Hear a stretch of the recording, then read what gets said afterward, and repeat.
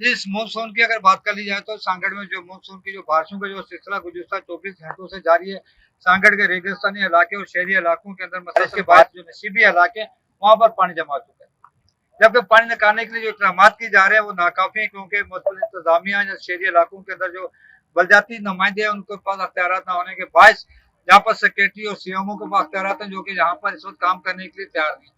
जिसकी बिना पर शहरी इलाकों के अंदर नशीबी इलाके जो है वहाँ पानी जमा हो चुका है। जबकि दही इलाकों की अगर बात कर ली जाए तो दही इलाकों के अंदर कपास की फसल इस वक्त तैयार है, जिसके लिए जो बारिश है ये मुफीद साबित होगी और उसके साथ साथ चावल और दीगर गन्ने की जो फसल है उसके लिए मुफीद साबित होगी। लेकिन शहर के अंदर इस वक्त मसलसल जो बारिश के और मच्छरों के और मसलसल लाइट के ना होने के और शदीद गर्मी और हफ्त की वजह से लोगों के अंदर शदीद यहाँ पर परेशानी में मुबतला हो चुके हैं। क्योंकि यूं यूं यहाँ पे बारिश होती है तो मौके तौर पर मौसम तो बेहतर हो जाता है, लेकिन बारिश के बाद फिर एकदम से हफ्त और गर्मी शुरू हो जाती है। फौरी तौर पर जिला इंतजामिया की जानिब से अगर नशेबी इलाकों से पानी न निकाला गया तो यहाँ पे मजीद जो है वबा फैलने का भी अंदेशा है। मलेरिया के साथ साथ गैस्ट्रो की भी यहाँ पे जो बहुत ज्यादा केसेज है वो जाहिर होना शुरू हो जाएंगे। जी।